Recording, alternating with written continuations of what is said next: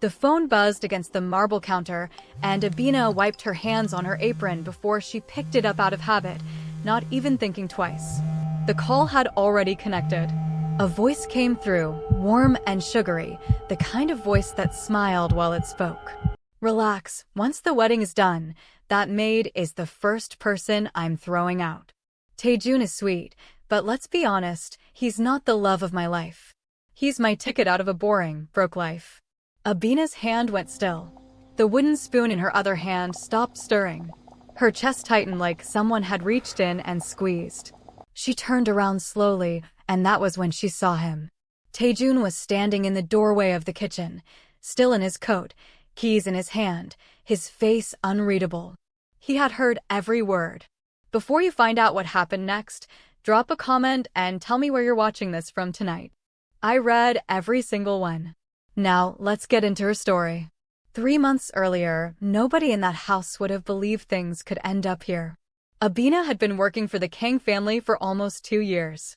She kept the house running, kept meals warm, kept quiet when quiet was needed. She was a widow with a teenage son back home, and every paycheck she sent back stretched a little further than the last. She didn't complain. She didn't gossip. She simply worked, and somewhere in those 2 years, without either of them noticing it happening, Téjun had started to look forward to the sound of her voice in the mornings. He wasn't an easy man to read. People in the city whispered about the Kang name the way people whisper about weather they cannot control. Powerful. Dangerous. Best not to ask questions. But at home, behind those tall gates, he was quiet in a different way. Tired. Lonely, even though he would never have said the word out loud. "You didn't eat this morning again," Abina said to him one Tuesday, setting a plate down in front of him without being asked. He looked up, almost surprised. "I had a meeting." "Meetings don't feed a man, Mr. Kang." A small, rare smile tugged at his mouth. "Is that so?" "That's so," she said, already turning back toward the stove. "Eat before it gets cold." "I didn't wake up early for nothing." He ate. He always ate when she told him to. Something about the way she said things, plain and unbothered by his title, made him feel like a person again instead of a name people feared. It was around that same time that Jiwoo came into the picture, introduced by his grandmother as the daughter of a respected business family, a match that would strengthen alliances neither of them had chosen but both were expected to accept.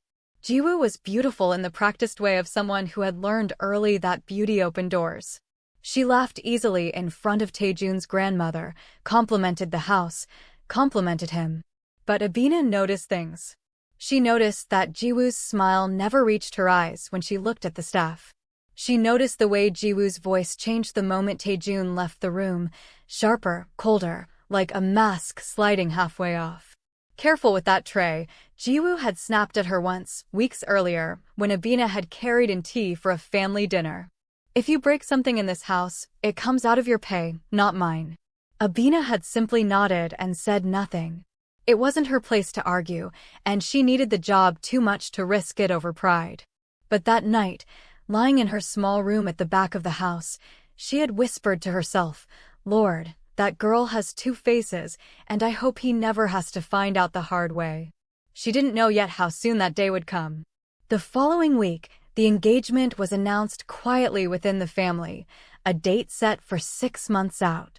The household buzzed with preparation, tailors coming and going, flowers being discussed, 100 small decisions that meant nothing to Abina except more work and less sleep. She kept her head down and her hands busy, the way she always did. It was a Thursday evening when everything changed.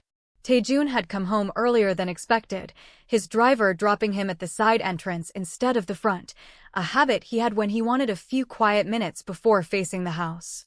He walked in through the kitchen, the way he sometimes did, drawn without quite admitting it to himself by the smell of whatever Abina had cooking on the stove. He was 2 steps from the doorway when he heard her voice, tight and low, speaking into her phone. He slowed, not meaning to eavesdrop, simply curious at the tension in her tone. And that was when he heard the other voice too, coming through the speaker, a voice he knew well. Jiwoo's voice. Talking to someone, laughing lightly, not realizing the call had connected fully, not realizing anyone at all was listening. Relax, once the wedding is done, that maid is the first person I'm throwing out. Téjun is sweet, but let's be honest, he's not the love of my life. He's my ticket out of a boring, broke life. Abina's spoon stopped moving. Her whole body went cold. And when she turned around, phone still in her trembling hand, she saw him standing there in the doorway, coat still on, face frozen, eyes locked on the phone like it had just told him something that broke a piece of him he didn't know could break. Neither of them said a word. The soup on the stove kept boiling behind her, forgotten.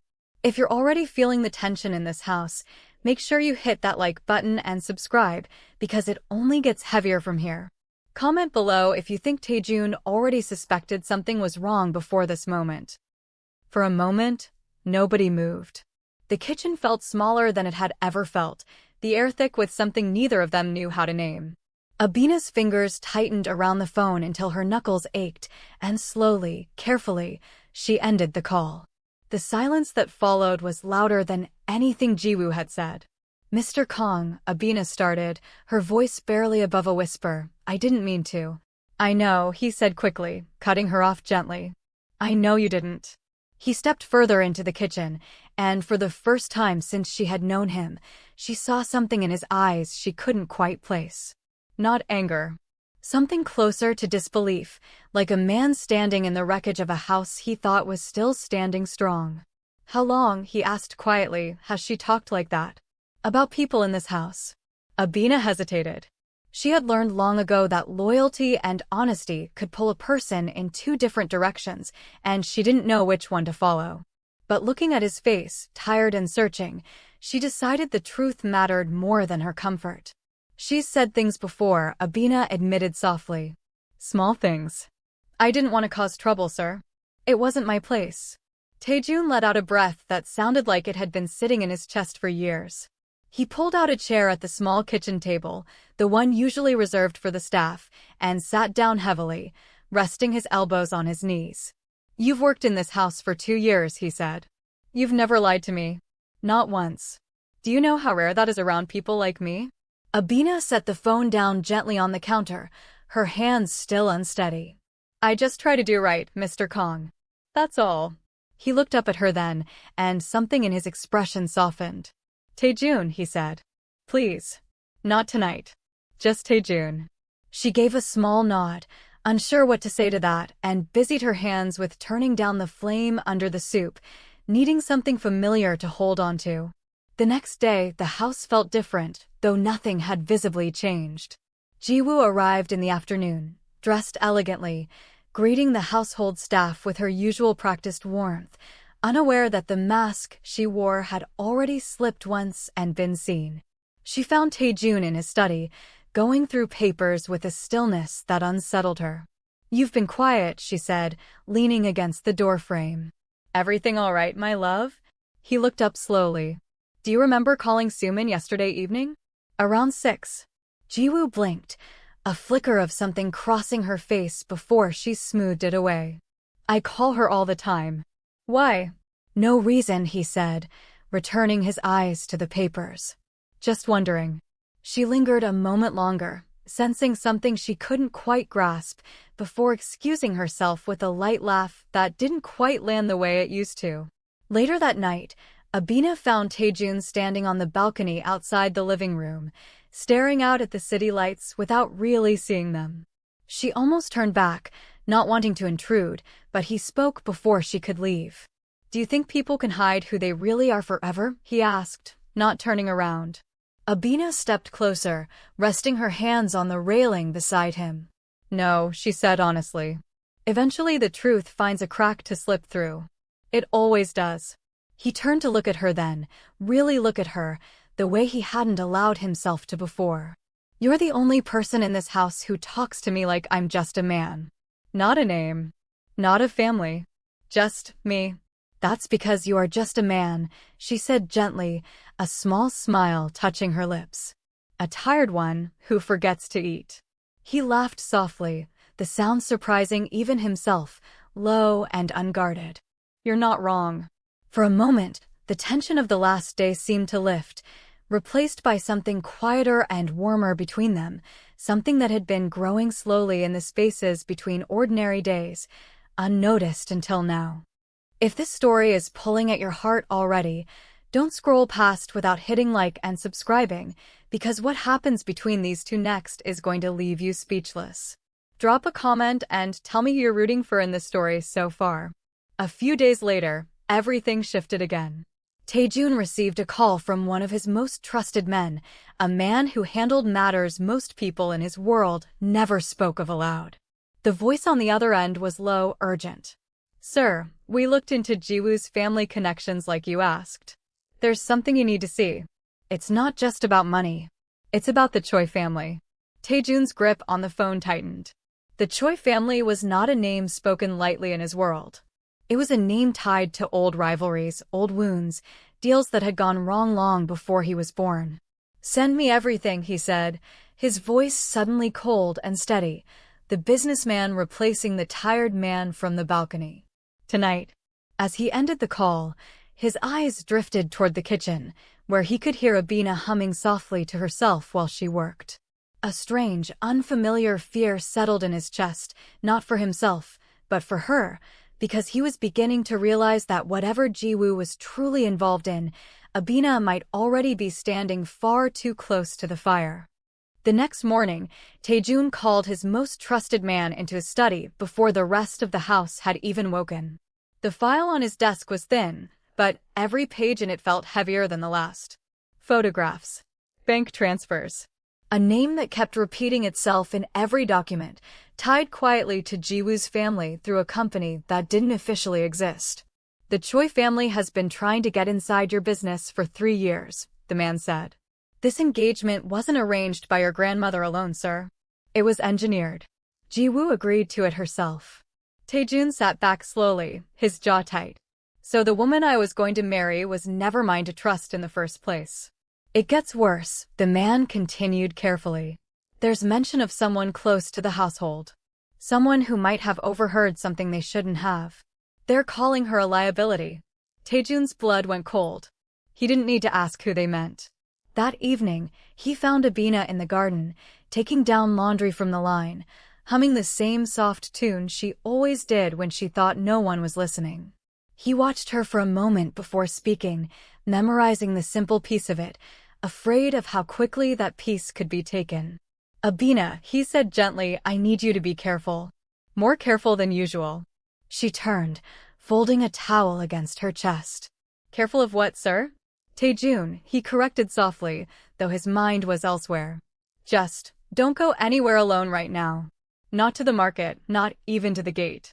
Please." Her brow furrowed, worry creeping into her eyes. "You're scaring me." "I know," he admitted. "And I'm sorry. But I would rather scare you than lose you." The words slipped out before he could stop them, and for a moment, neither of them breathed. It was the first time he had said something so plainly, so close to the truth of what had been growing quietly inside him. 2 days later, the warning came, not in words, but in a small, wrapped box left at the staff entrance with no note, no name. Inside was a photograph of Abina walking to the market the week before, a single red line drawn across her face.